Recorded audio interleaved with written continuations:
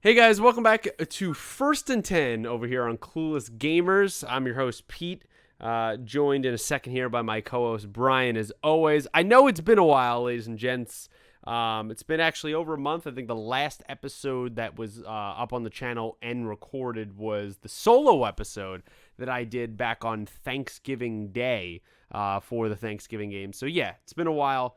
You know the deal here. You know how busy our schedules are. COVID's been a huge factor in this in terms of work and people dropping left and right, and me working constantly as well. Brian has been busy as well, so it's been hard to get together. But hey, we're here tonight, just before the end of the year, to talk about some games, to wrap up this last week here, week 16 in the NFL. Some stories we missed, even one that developed, unfortunately, in some ways tonight.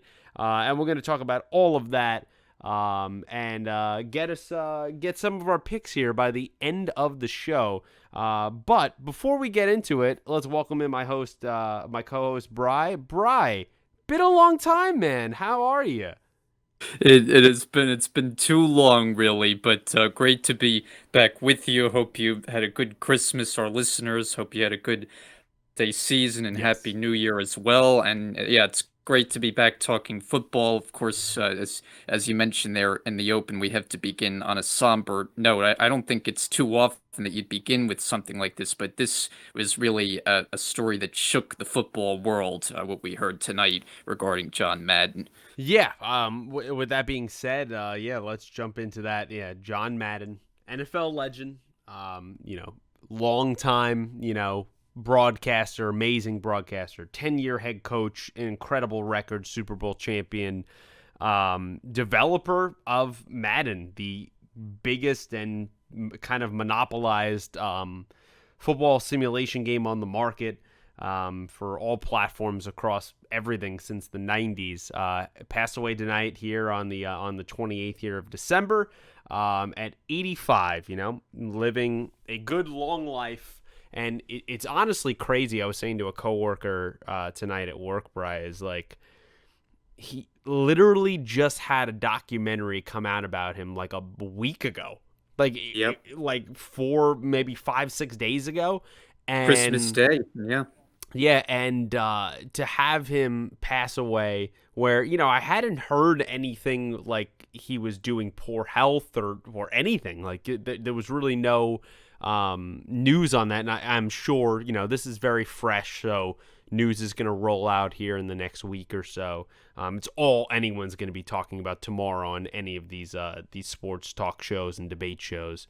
But what a life he did live for the time he had, and living a great life, long legacy, Hall of Famer, over 100 wins as the Oakland Raiders head coach, then Super Bowl champion. What he did in many say only coaching 10 years, that he walked away so soon and all that happening.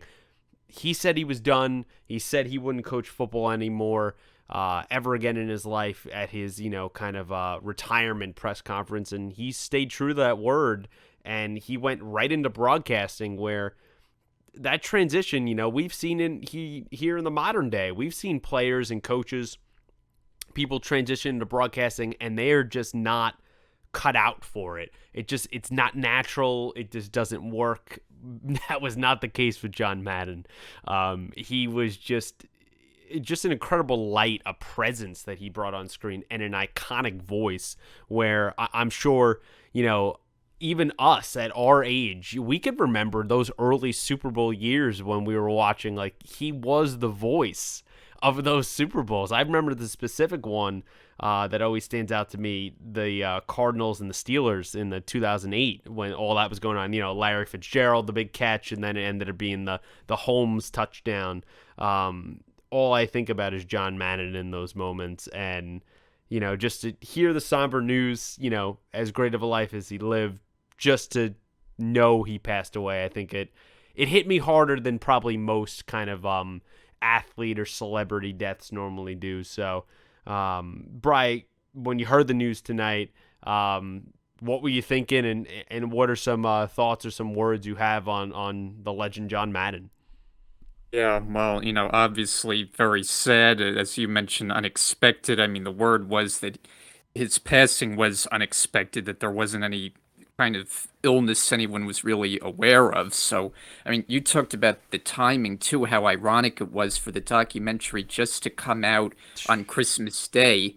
And then just days later, I think today they re-showed it. I don't know if that was scheduled or if that kind of was put in after we learned of his passing, but just to have it happen so soon, but at least he was here to watch it and see the recognition Yeah. that it got, and deservedly so. I mean, I think you really summed it up well, just that iconic voice. And for me, someone who's so into broadcasting as I am, that's what I think about it, the iconic voices. I think of like Al Michaels on the play-by-play side. His voice is what comes to mind. Hmm. The same for Madden. And when you go back to his coaching, not that we were old enough to watch the No, Raiders in those years, but I think that's kind of the underrated part, is how good of a head coach he he was was, great. and just his all-around football acumen to do all the things he did to transition from coach to broadcaster, and how he just became a larger than life figure as a broadcaster. And then, of course, the face of the video game. And that's the thing where, like, you could talk to people who are, 10 years of age, young people who are football fans. They'll know the name Madden from the video game, Yeah. as we all do. And, they might not know he was coach of the Raiders back in the 70s, but you know that name. And so I think, the word legend gets thrown around far too often. It seems Hmm. like anytime someone dies, people want to say, rest in peace to a legend. Well, in this case, you really had a legend. There's no other way to say it. And so the NFL has obviously lost a huge voice and one of its biggest faces, really, of all time. Yeah, definitely one of its biggest ambassadors. I saw a tweet tonight, a few of them actually, where they were remarking about Pat Summerall, which was obviously his longtime broadcast partner, another fantastic legend broadcasting voice. And they said, hopefully somewhere now the two of them are broadcasting a game wherever they are. Yeah, And, perfect. I yeah, and know. I think that was the perfect sentiment, the perfect way to kind of just to sum up what those two men meant and what John Madden meant to so many people of all ages, of all different genres. I think as you remarked on in terms of broadcasting, of watching football, of having maybe no attachment to that and just playing video games. He's touched so many lives, whether people realize the magnitude of his presence or not. And yeah, just one that really caught me off guard. That was really unexpected tonight, and definitely going to watch that documentary now when I have some free time here in the next week, and just really appreciate what he meant to us and to everyone, especially huge NFL football fans, as you and I both are. You can't write the story of the NFL without having John Madden be a decent sized part of it. And I think that's a fair statement to say. So just, yeah, a rough time. And I'm sure we'll be talking about that more in the coming weeks. Transitioning to, I guess you could regard as a somber note, but for me, it's really not because you're still paid millions of dollars. We missed a head coaching firing, Bri. We missed that as since the last time we joined together. Not one I would say either of us was surprised was going to happen, because we remarked the last couple shows that we did together that things were not looking too great down in Jacksonville with Urban Meyer. And instead of waiting, till Black Friday, the famous Monday after the NFL regular season wraps up, we had our first and only so far in coaching season. I don't really count the Gruden one because obviously that was a specific special circumstance. But the first legitimate fire during here in the season was Urban Meyer. He has been let go about a couple weeks ago now by the Jacksonville Jaguars and Jack Khan down there, the owner. And yeah, just a turbulent season.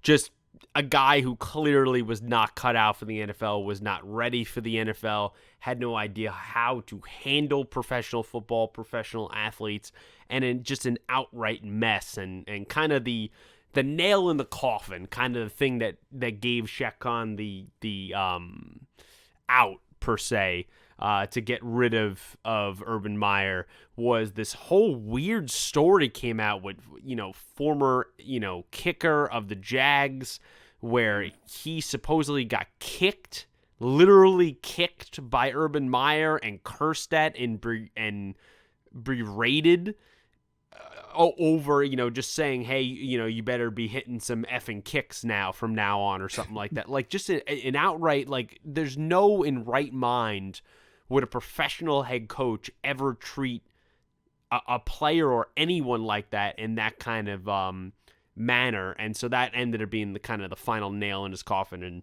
for me, I say good riddance. It looks like that they are pursuing a case where they're going to say he's going to have a conduct violation, so they're going to try to get out of legally having to pay the rest of his contract. There's not going to be a kind of a buyout situation, so that's going to obviously go to some legal proceedings. We'll see how that has to play out. But Brian, when you hear all this stuff, when we had the rumblings going down there in Jacksonville, were you surprised by this? What's your thoughts on this 13-game stretch that Urban Meyer ended up coaching? I mean, where are you at on this? Well, I wasn't overly surprised. I mean, we talked about it at the time of the hiring, and I think you were a little bit higher on it than I was. I didn't think it had much of a chance for success. Not that you were high on it, but I think you thought there was a chance maybe of, some level of I thought it'd be an success. And uphill battle.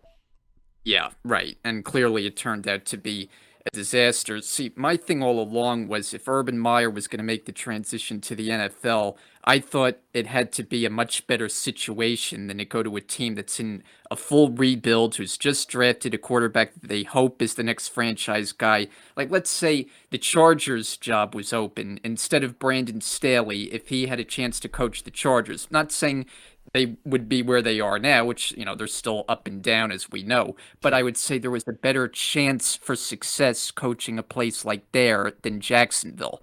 But overall, it was just too much baggage going in with what happened in his previous stops in college, and the baggage only increased in his not even 1 year in the NFL. There was the whole issue with the dancing with the woman at the bar, and then, not traveling on the team plane. So there were just too many things going on there that I don't think the organization had much of a chance but to make the move. And it's unfortunate because I think they finally thought maybe they found their answer. It's been an organization that's been searching for a long time.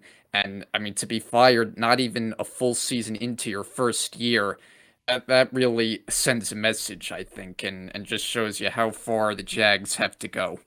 Yeah, I think number one on that shopping list, there's some rumors going on right now. Maybe Doug Peterson could be up for an interview. Jim Caldwell has been thrown around. A few other names. Hackett, the offensive coordinator, has Jags connections. Current offensive coordinator for the Packers. So there's been some names been thrown around so far. Darrell Bevell right now is the interim head coach over there. The Jags have not been really good since. They've been a mess. There's been a bright spot here or there, but very far and few between. Lawrence has looked like he has regressed as the season's gone on. And the number one thing on that shopping list of a head coach that has to come in is you have to get someone who is in touch offensively, who can speak Lawrence's language and who can really develop him as a passer, as a player, as a decision maker. That has to be number one. And if that's not what you're doing, and if the Jags make a classic Jags or bottom feeder team mistake, I could see them doing that. But that has to be number one, and utilize a lot of your weapons. Because I thought one of the other weird things, Bry, too, with Urban Meyer was it just remember I think we also missed. We haven't talked since last time. That was that report where he called out all his assistants and made them defend their resumes of what was going on, even though he had to look at those resumes because he put the staff together. I mean, there was that weird situation. Then you had all the rumblings going on where Lawrence came out in defense of James Robinson, the running back, after he had been basically cast off and underutilized and benched for the most part, which made little to no sense at all. I mean, it was just a weird culmination of many things that went on during the season.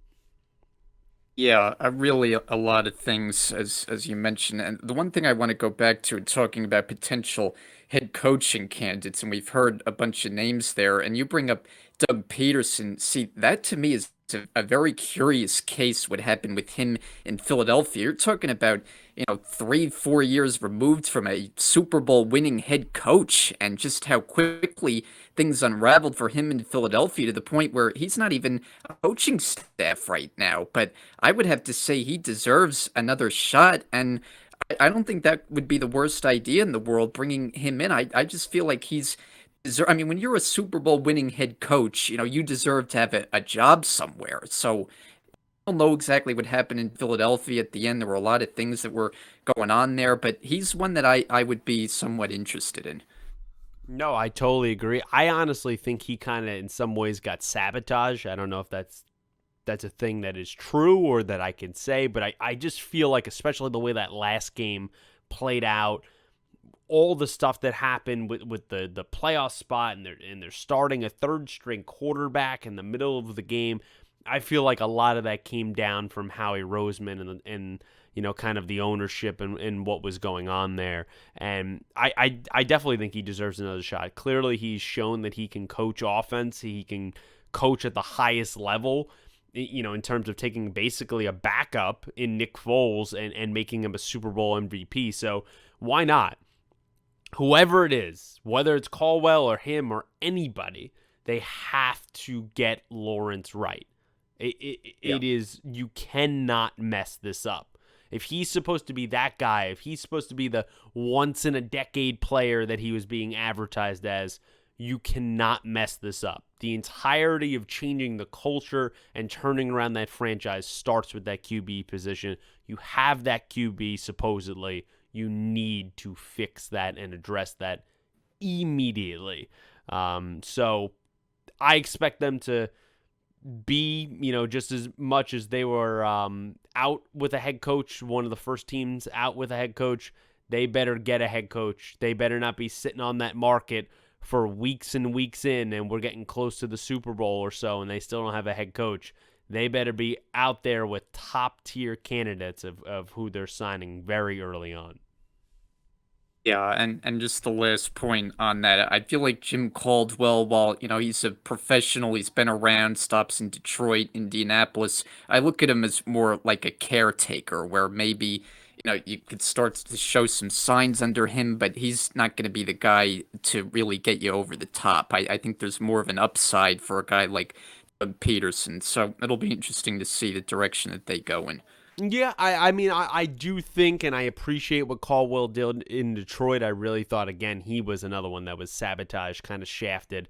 He wins 11 games for the team, brings them to the playoffs, and then is fired right after that. So I wouldn't mind seeing him get another shot. Do I think he's the most imaginative play caller and kind of designer of offense? No. So I understand your kind of overseer point there.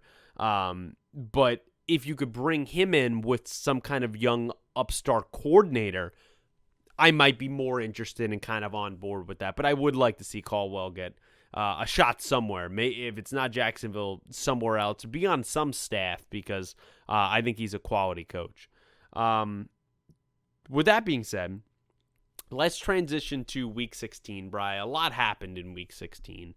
And as always, I think, we usually try to follow things chronologically for the most part. Let's go to that Thursday night game, which was San Francisco traveling to Tennessee. For me, there's one major point to talk about in this game, and I kind of want to get your thoughts on what you thought of the game and what you thought about what I'm just about to bring up. But this entire game was Jimmy Garoppolo's fault. Let's just be honest. The Titans win 2017. There is nowhere in the world, if you watch this game, don't look at the box score, right? Because you look at the box score, Jimmy looks great, right? Only had 9 incompletions, 322 yards, threw a touchdown. It looks great. You watch the actual game, he was horrible. He was horrible in terms of the standards that I'm going to hold a quarterback that's been to a Super Bowl, a quarterback that is trying to take a team to the playoffs and make a serious run and be dangerous. He was terrible. I mean, he's missing wide open throws. That one he had to use check down the sideline. The one where in the end zone to go up basically 14-0, he throws it right to Jenkins. I have no idea what he was looking at. Then later on, he comes back in, throws another pick, didn't even see the guy crossing, dropping back onto the field. That sets up the Titans' first touchdown. He kept the Tennessee Titans in this game, who were clearly, without Derrick Henry, have kind of been floating around and kind of a little bit lost. And Garoppolo is the reason why the Niners lost this game, are going to need help to get into the playoffs. And they're not going to be as dangerous as people think they're going to be if he continues to play like this. I mean, Brian, would you come down on kind of this game between San Francisco and Tennessee? Did you see it more as a Garoppolo thing? Were you impressed by Tennessee? I mean, where were you at there? Yeah, I definitely hear you on Garoppolo, and I mean he's one of those quarterbacks that he kind of drives you crazy because like you mentioned, he got the team to the Super Bowl, so he was good enough for that year, but he's one that when you watch him play, he leaves a lot to be desired, especially for the expectations and the big contract that he got. You expect better from him, and it's just too many mistakes and turnovers, and he holds the team back from being better because they have a lot of talent both sides of the ball, and really on paper look like they could be a playoff team. And when you look at all the talent from George Kittle at tight end, Deebo Samuel's just had a tremendous year and had a great game on Thursday night. So this was a game going in that I think both you and I had San Francisco, and they get out to a lead, and then it just doesn't go well for the rest of the game. I mean, I guess you give Tennessee credit for fighting without their best weapon in Henry. It was kind of the A.J. Brown show, right? He took over and had a Yeah, huge game. welcome back. Yeah, but from San Francisco's standpoint, I mean, in a division where Arizona has hit the skids of late and is not looking nearly as good as they were early on in the season, we have your Rams, which I'm sure we'll get to it. And the last time we were on, you were kind of let them for dead. I think you're probably singing a different tune now, but overall, I think you'd have to say San Francisco a little bit disappointing, and the quarterback a big reason why. Yeah, they've definitely been disappointing, and yeah, Deebo was fantastic. Kind of a quieter game for Kittle in this one, but it's 10-0 at half for San Francisco. It easily should have been 21-24-0. I mean, they left a lot of points out there, and for the Titans, who were basically, as you said, AJ Brown or bust. I mean, I know, the Niners' strength on defense resides in their front seven, right? They're a dangerous front seven, and their secondary is, let's be nice and just say subpar, right? Like they're not fantastic. But what are we doing? Like double AJ Brown. Double this man. He's the only weapon on this field that Tannehill is consistently looking for and throwing to. You take him away, the entire offense collapses at the moment because, Julio has not been fantastic. He's kind of been a shell of himself this year. He's the only option, A.J. Brown, of what you need to fear. It perplexed me of why the Niners made no adjustments whatsoever to defend him on Thursday night.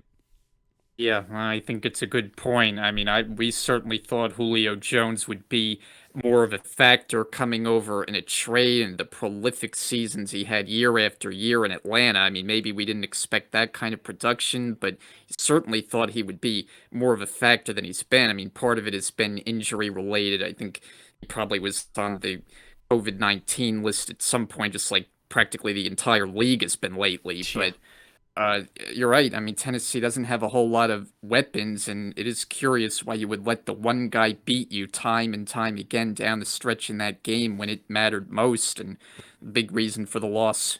Yeah, he was literally grown manning them, as they say. I mean, they literally couldn't stop him. It was, hey, it feels good as a Rams fan watching the Niners lose, but man, I mean, as a Niners fan, you got to be losing your mind watching Garoppolo on Thursday night.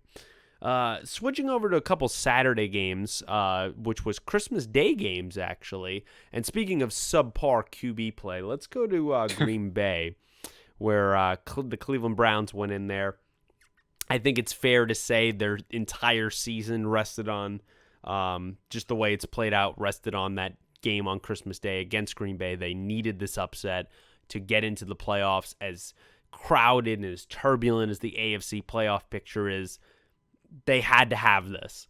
And hey, Brian, it was right there on a silver platter. They run for a little over 200 yards. They're right there with the Packers. Aaron Rodgers and that offense really weren't humming. They really weren't playing that well. They were pretty bad on third down. And yet, what's the story again? It's Baker Mayfield, another quarterback with subpar play. 4 interceptions. 4 interceptions. Now, yes, if you're a Browns fan, you're probably screaming at me right now in the YouTube comment section about, well, Pete, there was flags, there was plays that weren't called, particularly the one at the end. Sure, yes. But isn't that the case in any game this season, Bri? I mean, has the refereeing not been maybe the worst we've seen in all the years we've been watching the NFL? I mean, it's just been atrocious and so inconsistent. That's still not an excuse to throw 4 picks. I mean, is it? I mean, would you come down on that game on Saturday night and kind of Baker Mayfield's performance to basically clinch the season for the Browns that they're not going to the playoffs? Yeah, well, and when you throw 4 interceptions, you're just not going to win very often. The big surprise is that he played that poorly, and the Browns had a chance to win the game in Lambeau. And that is not easy to do. The Packers in their home building don't lose very often, let alone the other quarterback turns the ball over that many times. So, I mean, they had the ball in position for a go-ahead field goal in that last possession when he threw his 4th and final pick. So, yeah, obviously not good enough from the Browns' perspective. They're going to have to make a decision on Baker Mayfield, and who knows where that leads. I mean, the Browns have been dysfunctional mess for a long time. It seemed like finally they were coming out of it. They had the playoff appearance a year ago, but now it's just back to kind of same old questions, wondering where they go from here. For the Packers, I think we have to mention Aaron Rodgers. Big congratulations for becoming the all-time franchise leader in touchdown passes, passing. Great Brett Favre. So it's just been another phenomenal year for Rodgers, and I'm curious to see what you think. But watching him now, what is he, 38 years old? It doesn't look like there's much of a drop off from his play when he was at his best, years ago. Like he looks like he could go for a long time, and they got some emerging weapons on this team. Lazard has kind of come on strong as a number 2 receiver to Devontae Adams. Is had another just tremendous year in a year that's been so chaotic for the league and trying to figure out who's good and who could make a big run. The team that I would be most confident in saying is a Super Bowl contender is the Packers, and it's because of the play of Rodgers. Yeah, he's definitely, it's been the last 2 years. Honestly, the Jordan Love pick doesn't look fantastic right on a surface level. We saw the one game. I understand he's quote unquote thrown into the fire a little bit in KC, right? But he was horrific. I mean, he was atrocious that day. And if they had Rodgers, they were definitely going to win that game. But you know what that pick has done? It's kind of lit a fire under him, right? I mean, like the last couple of years, let's not lie. I mean, the stats show it, our eyes showed it, that right before that pick in the 3 or so previous years, Rodgers was dropping off. Injuries had caught up to him. He was not playing the same ways he had in his MVP years before that, in his Super Bowl year. And it's been like a complete 180 the last couple years, including this year. I mean, he's just been on another level, probably the best we've ever seen. It's been insane. I don't think there's any question, and that draft pick, it just shows kind of the residual effect that it had, that not from the standpoint that Love could be the heir apparent to Rodgers, but because it brought the best out of Rodgers on the field. Because, yeah, there was definitely a slip in his play from the MVP play we saw circa 2010-11 when he was just setting records and lighting the league on fire. The next few years, he did not play the same way. I mean, this team always gets to the playoffs, as we know. But you mentioned it, the last 2 years. I mean, he won MVP last year. He's right up there again this year. I think he has the edge over Brady after Brady's stinker I against the do as well. Saints a couple weeks ago. Yeah, so I just think he's playing right at the top of his game again, and boy, is he fun to watch. I mean, there's been very few players to play the position like Rodgers in the history of the game. I mean, when he's on, it really is something to watch. I mean, he's must-see TV on and off the field. He's the ultimate drama queen. He's the ultimate, kind of stirrer of the pot per se. And with everything that's gone on off the field, his play on the field, he's just a walking story. So as a as kind of an aspiring journalist, I appreciate guys like that because they're so easy to write about. I mean, there's just so much to always tell with him, but. Getting back to the other quarterback on the other side, yeah, is there going to be a lot of questions and conversations here about Baker Mayfield? Sure. And there's reports already swirling that they're looking into other quarterbacks for next year. Watson, Wilson, all these people. Now, are any of those people, honestly, do either of us probably believe would go to Cleveland? No, right? I mean, like, we're in agreement with that, right? Like, those guys aren't going to Cleveland. Yeah, I mean, if I were to pick, I would say Watson probably more likely than Wilson, but I wouldn't think either one would. It's just when you have a day, Bri, where you run over 200 yards, where you run something like, what was it, like 8 yards or so on average, 9 yards a clip, and you like abandon that to turn it over to Baker Mayfield, who, yes, let's be honest, is also injured. Yeah. It just felt like a really weird choice on Kevin Stefanski's. I just don't understand the logic there. And when you're not getting some of these calls throwing the ball down the field, I mean, all 4 of those picks were when Baker was throwing it 10 yards or more down the field. He's just not getting the push on the field, the kind of the torque on the ball down the field as it goes farther and farther past 10 yards. And he's just not been a great decision maker. It's been a disastrous year in Cleveland. They've taken major steps back from what they did last year. And ultimately, through everything, they're going to miss the playoffs yet again. Isn't that the story of the Cleveland Browns? Yeah, it really is. And, with Baker, I think that is a key point. It's not just an injury. And when you look at the injury report, you see like 3 different things that he's dealing with week after week. So I think he's a better player overall than he has played this year, but clearly he's been hampered. And, the game that really kind of sticks out this year as the signature Baker Mayfield game for the wrong reasons is that Sunday nighter in Baltimore, which was just a terrible It game was to a watch with the horrible game. turnovers going back and forth, balls slipping out of his hands, throwing interceptions. That's kind of what you think about with Baker Mayfield when you think about the 2021 season. Yeah, I think I'm a little bit harsher on him than you are. I think the way he is playing and the trajectory that things are going right now with his career, he's looking like a mighty fine backup at the moment. A very, a solid backup, someone who could definitely come in and win you a couple games. But the more and more things go on with some of his comments and his, lack of leadership in some ways, I just don't like how he's handled himself a lot off the field and with the media, and then just on the field. It's been subpar. I mean, let's also be for real. It's not like the guy was lighting it up the 3 previous years he was in the league, Right. where he was like an MVP candidate, and this is his down year. He just seems like a very milk warm, middle of the road kind of QB, and I think he's just setting up to ultimately be a backup. Whether he wants that spot or not, whether he'll be comfortable with that spot with an ego and all that other stuff, who knows? We'll have to see that in the years to come. The other Christmas Day game was the Colts and the Cardinals.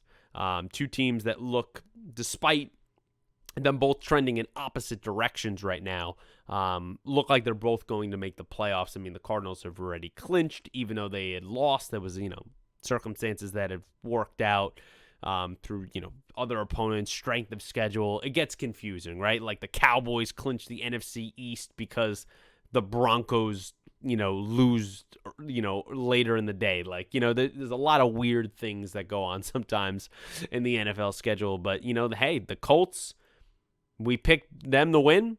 They walk into Arizona, which seems like everyone has been doing this season, and they beat the Cardinals, who are in complete freefall mode. I mean, they just can't do anything right now. I know they've had some injuries, but hey, listen, everyone has had injuries. Everyone has had COVID issues. The Cardinals, for the most part, besides losing Hopkins, who I know that's a big deal, they've had a lot of their pieces there, but Kyler Murray just doesn't look the same since that injury he suffered against Green Bay in that loss when they ended up having their first loss of the season.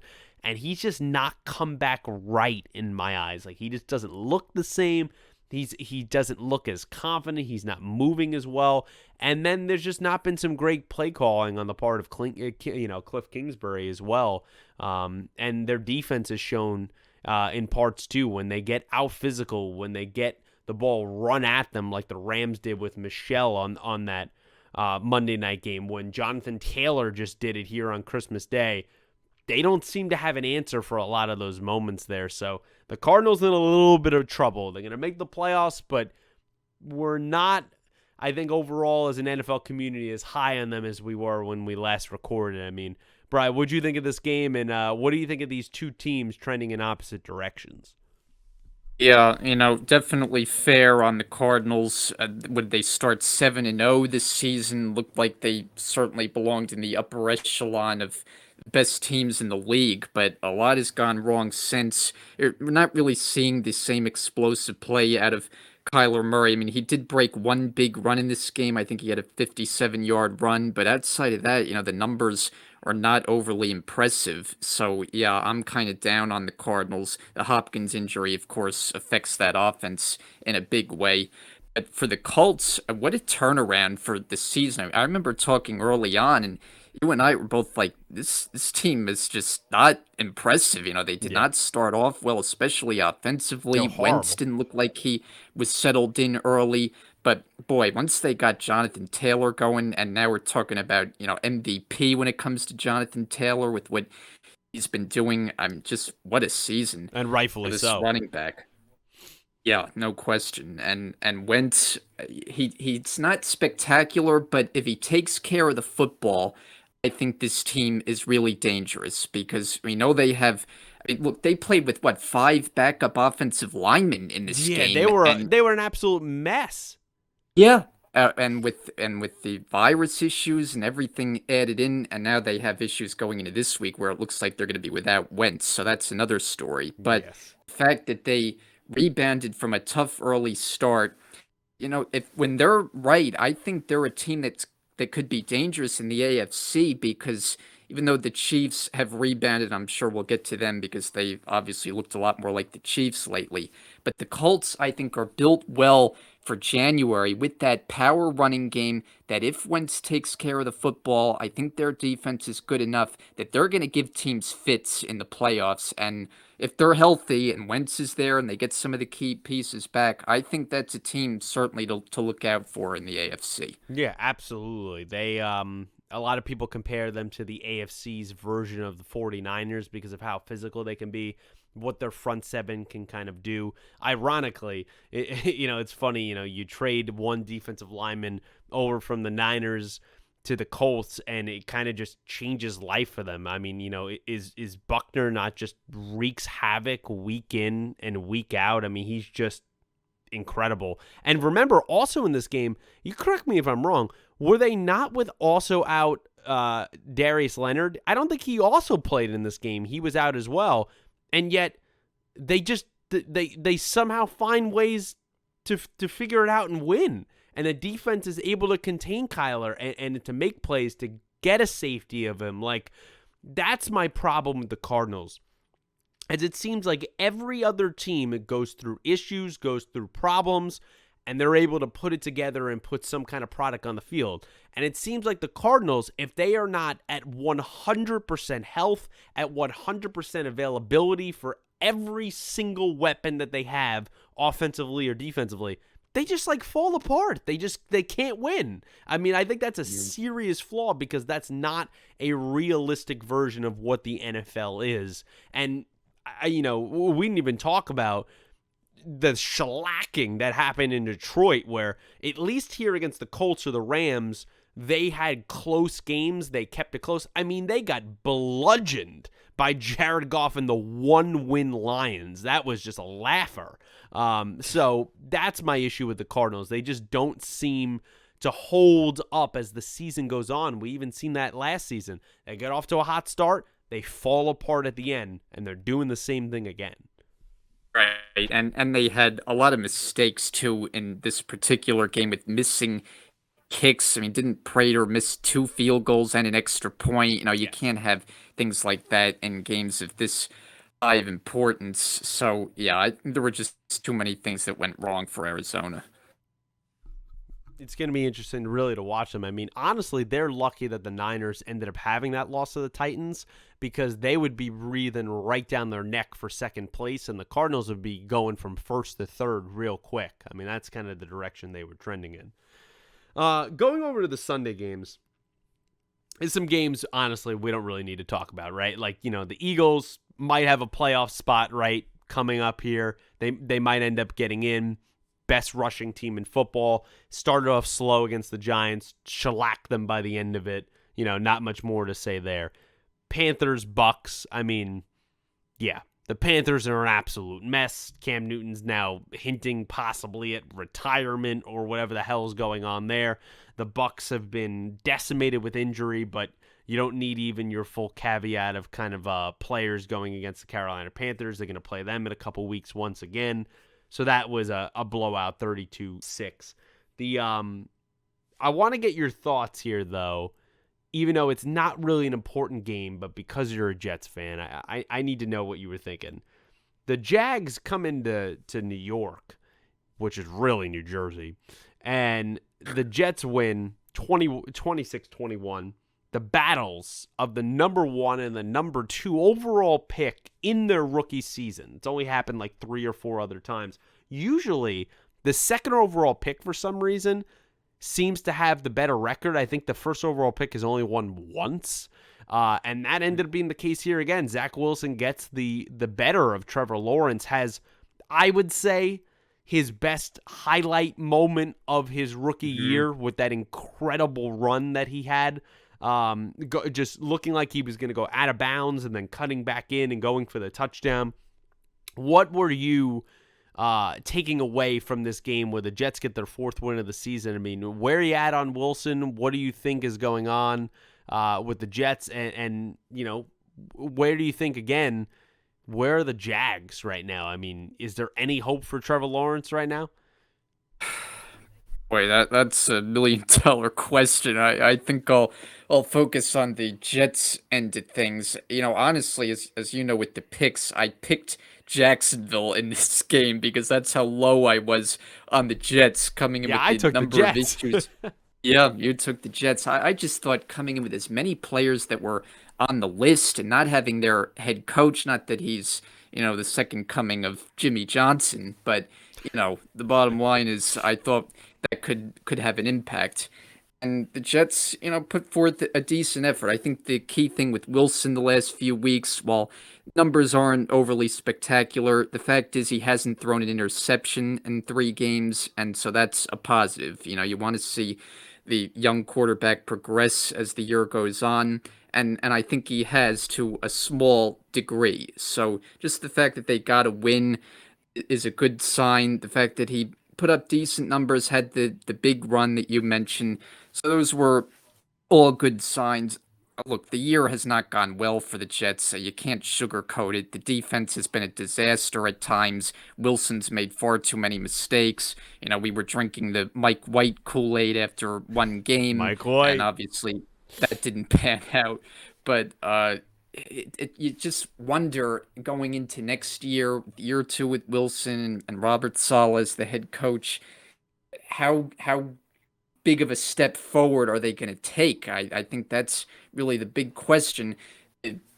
A nice thing to see, though, for the Jets this year is with how young they are, to see Elijah Moore, even though he's out now, but the impact that he had when he was healthy, to see a legitimate receiver, a legitimate weapon on offense. I mean, the Jets have not had a guy like that in eons. Yeah. To see Carter running out of the I love backfield, Michael Carter, man. yeah, a running back that was drafted, and see what he can do. So those are all positives, but obviously the team still has a long way to go. I mean, we have to say that, but good to see them finally get a win, albeit against the lowly Jags on Sunday.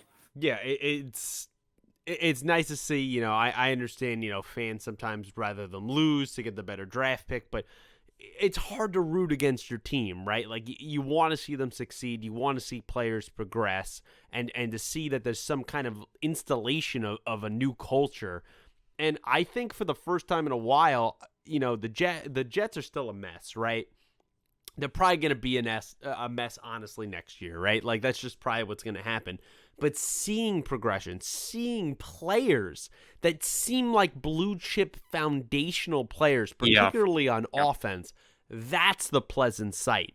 That's the thing that I have not seen in years, and I'm sure you have not seen as a Jets fan in years. And that is the exciting part, where hopefully with that, if they could stay healthy with a Becton, with an Elijah Vera Tucker, with a Moore, with a Carter, with a Wilson, now there we go. We have some pieces here on this offense that we could really build around, move forward, maybe put a wily veteran in there. I still like Crowder that you guys have as well. So there are some moments there. Even Barrios, I mean, he showed out for this game as well. I think he's a really underrated player. So there's some moves there, some pieces. Now it really turns to the defensive side of the ball where, that's supposed to be Robert Saleh's specialty. As you said, they've been terrible. They need to get a serious influx of more talent in this draft. It's looking good because, hey, they're going to still have a top 10 pick even with this win. And remember, they got that Seahawks pick, and that pick looks better every single week of what's going on in that debacle up there in the Northwest. So they're going to probably have 2 top 10 picks. Could you not get 2 blue chip, amazing defensive players where this looks like it's going to be a great defensive draft, particularly of defensive pass rushers coming up here? I think so. So it's going to be all down to just picking the right guys. And that has been, I would say, the problem for a team like the Jets all along, right? They always pick the wrong guy, and they end up, kind of shooting themselves in the foot. Oh, I could name a bunch of guys from D. Milner to Vernon Golston, first round picks that were just total, talking about high draft picks too, that were just total busts. But the final point I want to make with the Jets, why I believe there's actually more hope, believe it or not, than when you look at the crosstown friends there with the Giants, is because as we talked about with the Jets, you can start to identify some pieces that you watch and say they can be a part of the future. For the Giants, I mean, who do you have? I mean, I know we're not going to spend much time on the Giants because they're just not deserving of our time, but Yeah. you're talking about a team that has really sunk to the very bottom of the league now. It has just gotten They're that down bad there with the offensively. Jags and the Lions. They really are. Yeah, they really are. And now with playing backup quarterbacks, and we see Jake Fromm, and then he gets benched, and it's back to Mike Glennon. I mean, they really just can't do anything right. And when you look at that roster, they didn't have a Pro Bowler. I don't think the Jets did either. But you just look at the Jets, and you just see more promise. You look at the Giants and you say they are completely lost. They are in the abyss, and it just doesn't look like there's any hope. So I think from the Jets' perspective, that is where I give them a little bit of an edge. Yeah, the report as well with the Giants seem like they're going to keep Joe Judge and Daniel Jones. I mean, what's going on with Gettleman? They're going to keep him again. It's just the Maher family just does not seem to move off of people when they need to, and that's why I definitely have more hope for the Jets, which is terrifying to say as it is. The other game, because, I'm a Rams fan, that's what this show is. Yes, when we last left off, I gave that, maybe infamous 1st and 10 kind of rant. I think you went viral on that one. Yeah, a little bit viral. Where I gave a rant about, how poor this team was playing, because let's be honest, they were. I mean, 3 losses in a row. horrible turnovers, blowout against San Francisco, which really turned the 49ers season around. Since then, going winless in November has turned into going undefeated in December. How quickly your fortunes can change in the NFL. To go into Arizona, that game was not even as close as that score really showcased at the end of it. They kind of beat the brakes off Arizona for most of that game. To have a defensive effort here and special teams effort, which, listen, if you're a Rams fan, you know how bad our special teams has been. It's weird. Isn't it weird when you have good teams like the Rams or let's say the Packers, and then there's a unit like the special teams that is just absolutely god awful? Like, how is it even possible that like a unit could be so bad on a good team? It just makes no sense. But those two teams need to really watch for that maybe costing them potentially in the playoffs. But to go in, give a defensive effort against Minnesota. Yeah, they beat the Jags as well. I mean, who cares, right?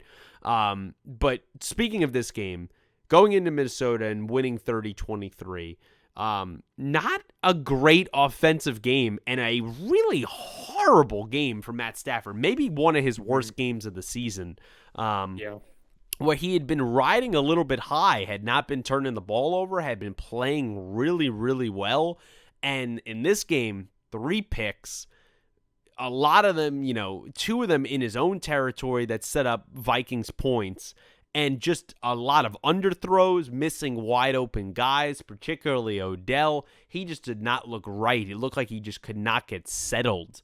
But hey, to the tune of Sony Michel's 131 yards, to the tune of the defense somehow, injuries happening. We lose Ernest Jones, the rookie linebacker who's been playing great. He's going for ankle surgery. We're hoping to get him back for the playoffs, a high ankle sprain there. Travian Howard comes in, gets an interception to Kirk Cousins. I mean, just guys are just filling in right now and making plays where they need to be, and the offensive line is no bigger example of that, with all of the injuries and COVID issues that the Rams have had. Did not have Whitworth in this game at left tackle. Did not have swing tackle and replacement Joseph Noteboom. They've both been out with COVID. Have had Brian Allen, the center, in and out of the lineup with injury. They've been figuring that out and mix and matching, people like Coleman Shelton in there and sliding guys around constantly. You get David Edwards is starting at left tackle to start this game. An injury happens and he slides back into guard, and you bring someone else in for tackle. And somehow they've protected Matthew Stafford and have really opened up the run game for Sony Michel. It's kind of hard to explain. I guess it's kind of just all worked together. Every guy has leaned on each other, and McVay has suddenly remembered 2 things. Hey, I have Cooper Kupp, and I have a run game that I can use, and that's been the big story for the turnaround here in kind of an ugly, lopsided game, at least offensively for the Rams. So, Bri, given where I was last month on the Rams in that rant, given where they are now, what's your feelings on this team that I feel like you're usually more high on them than I am? I think that's definitely fair to say, and I think the team is talented enough to get to the Super Bowl, quite frankly. I think if things went right for them, they could be the winners of the NFC. Now, a lot has to go right, obviously, but you know that I'm high on Stafford. He's been a little up and down. As you mentioned, the Minnesota game, not his finest with the 3 interceptions, but the game that really got them right. See, sometimes you need to play a cupcake game, so to speak. And that Jacksonville game was really the game that got them right. That's what got them with the running game going. And Stafford played well, and they blew out Jacksonville. And you didn't think much of it because it was the Jags. But then they followed that up with the big divisional win in Arizona. So now it looks like they're very much on track. I mean, Cup season, what can you say? It's been historic. There's no other way to say it. Yeah. And the game on Sunday, it feels like he has a quiet game. And what does he go? 10 catches for over 100 yards. Yeah. So, I mean, it's really just amazing. As any fantasy owner who rosters him knows just how important he has been to their team this year, and for the Rams first and foremost, it's just been an incredible season that he has had. So I really do think your team can make a run. I like what I see. They're kind of mixing in Odell Beckham a little more than I thought. He scored a few touchdowns. And then, oh, by the way, Cam Akers sounds like he might return to action this Insane. week. And who would have thought that would be the case after the torn Achilles during the was it the off season or Yeah, the in preseason? in July, getting ready for training camp, about 5.5 months ago. Usually a year-long rehab injury. Somehow that news shocked me. I know there had been rumblings in the message boards for the Rams, but to actually have confirmation of that, to put out that little corny but hype video with Eric Dickerson of Cam Akers coming back, and McVay now with Darrell Henderson joining the IR now with his MCL injury that he suffered in this game. They said it's a high possibility. McVay said it's a high possibility we see Cam Akers this weekend against Baltimore. I've never seen anything like it. I've never seen anything like it in such a quick turnaround. It's just absolutely insane. I'm excited to see him back. I hope it's in a limited capacity because you don't want to overdo it. I think Sony Michel has been playing fantastic. But, maybe I need to be a little bit more fair in some ways. Hey, this team hasn't practiced, as Stafford said, in over 2.5 weeks with all the COVID issues. They're rusty. They looked bad here offensively against Minnesota. It was ugly against Seattle, right? That was not a pretty game the way that was played. But I think the important thing is the thing that I was on them particularly, and even you were, as they weren't physical, and they were a very finesse team even a month ago where they just needed, much like the Cardinals, everything to go right for them to win. I don't even feel that way anymore a month later. They are winning ugly. They are winning through so many different ways. I mean, the turning point of this game was Brandon Powell's touchdown on the punt return. Special teams? I mean, as a Rams fan, you're hearing that special teams won them a game after all the crap plays they've made this season. It's incredible. So what they have done has been nothing short of amazing, and is in the month of December to mix and match as much as they've done with everything that they've gone through. Can they keep up that momentum? Going against Baltimore here this weekend when the game got moved about 3 hours ahead now. It's going to be at 1 o'clock instead of 4 o'clock. Can they beat the Niners to end the season, who they haven't beaten in 3 years? That's going to be the questions going forward, right? Because that right now, as they sit, they are the 2 seed. They've risen up. They've taken over the NFC West, and they've risen up all the way to the number 2 seed. That would be gigantic to hold that spot. Can they finish it off? That's what I want to see going forward. And hopefully this team can make a deep run here in the playoffs. At the end of the day, it's about who will be healthiest, COVID-wise and injury-wise. And as the virus sweeps through the league, that's all it's going to come down to. Yeah, and every team is dealing with that, as we know. And looking ahead to the Baltimore game for just a minute, I mean, I don't know if you have heard on Lamar Jackson's status, but obviously that plays a big role. In last week, they rolled Josh Johnson out there, and because the other backup quarterback was hurt, Yeah, so the Huntley. Ravens are dealing with a whole lot of players out of action and key players, talking about their star quarterback. So if he's unavailable, that makes it a lot more likely that the Rams could steal one in a tough place to play in Baltimore. Yeah, it's possible. I mean, the Ravens have been another team that's been severely banged up with injury. Huntley out last week after he played really well with COVID. Lamar has been dealing with, illness early on, and now he has an ankle issue. The status of him is questionable. We don't know how that's going to end up playing out, but that will be a huge contributing factor into, what we see going forward in that game. Hey, can we get some revenge for us getting shellacked a couple of years ago in front of a national audience on Monday night? Maybe. We'll have to see. Bri, we're kind of running late here on time, so we're going to probably only have time to talk about maybe one more game, and we could talk about some more stuff next week. If I gave you a pick at one final game that you want to talk about for this last week, week 16, what would you say it is? Boy, I mean, there's few different directions. I would say like the Cowboys' impressive performance, but there isn't really much analysis there because they just, I mean, eviscerated Washington Destroyed in them. every possible. Yeah, I mean, it was as one-sided of a game They got as. teammates to fight each other. Yeah, exactly. You could go to Cincinnati and Joe Burrow's 500-yard, four-touchdown game, and what a performance that was against the aforementioned Ravens. But I think it's worth talking about the Chiefs, even though this was a blowout game, just more generally Mm-hmm. the Chiefs, because we talked mid-season, and rightfully so. This team, it just didn't look right, and it wasn't just a game or two, and it wasn't just like their offense wasn't up to its typical standards. Like they were legitimately struggling They were to the point where broken. we were Offensively, questioning they were is broken. yeah, right. And it was a question of would this team even make the playoffs? Well, now you skip ahead here like 7 weeks, however long this winning streak is, and now they're back to being the Super Bowl favorite.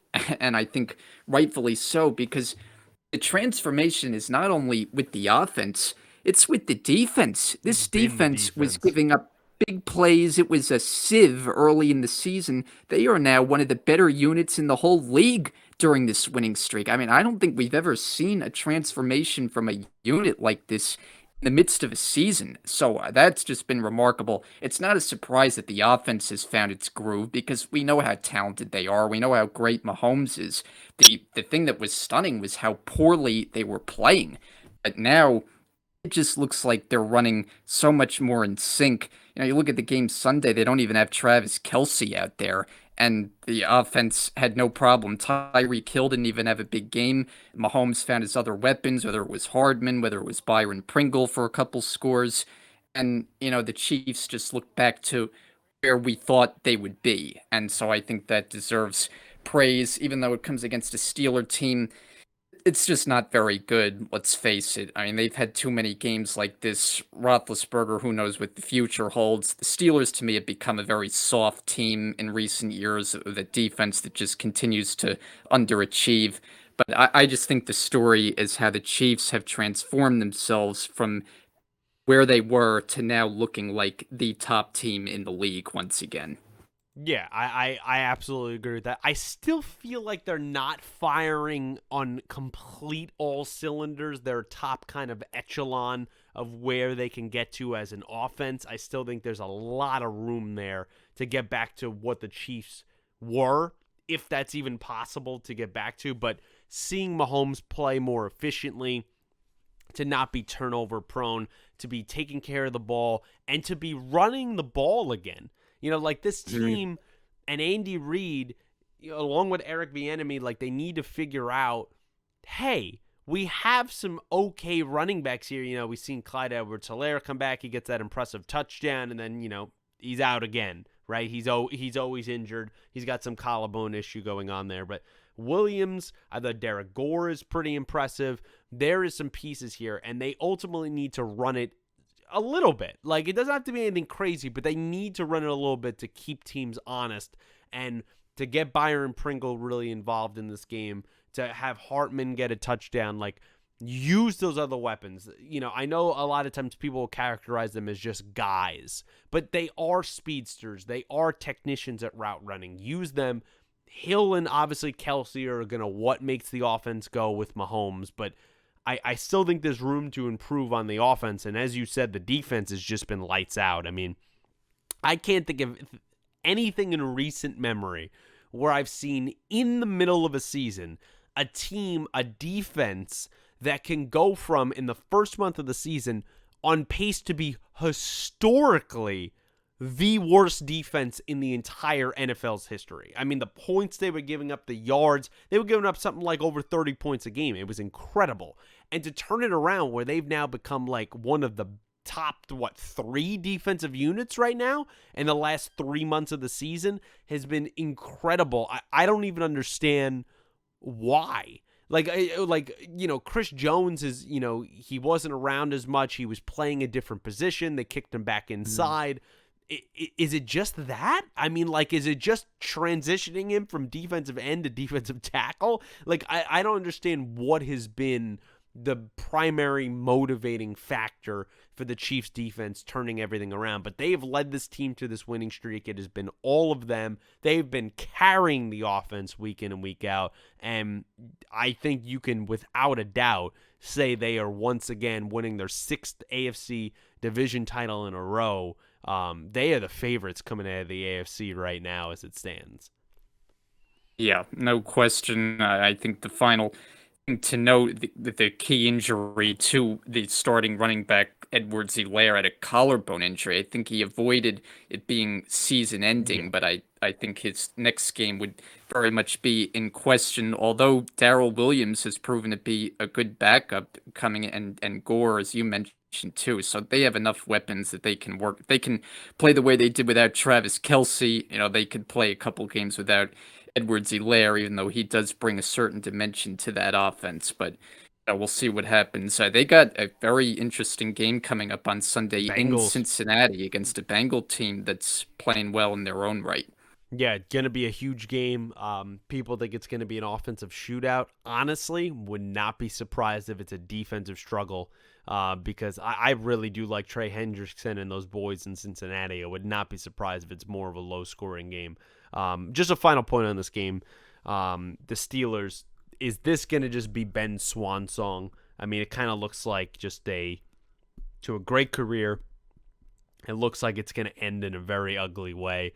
There's definitely some pieces offensively on this team, but you continue to see the lack of focus and maturity come through, and that all starts with Mike Tomlin. He's the head coach. I'm sorry. He's got to lay down the lawn more. You see Deontay Johnson, key drops in this game. Deontay Johnson has tons of talent. He fumbles it, not even touched. That was a killer moment earlier in the game. It really led to the snowball effect of the Chiefs getting out to that early lead, multi-touchdown lead. There's just something going on in Pittsburgh where there's just no accountability right now, and there's just a lack of dynamic kind of efficiency in the QB spot. And with all that together, it's just led to a very, dare I say, completely average season from the Pittsburgh Steelers, who are now in danger of going below 500 for the first time under Mike Tomlin. So going to be interesting to see how that plays out here in the final 2 weeks of the season. But guys, that wraps up here our NFL football podcast, First and 10 here on Clueless Gamers. Really recapping a lot of what we missed, particularly Week 16. Thank you so much if you've listened this far.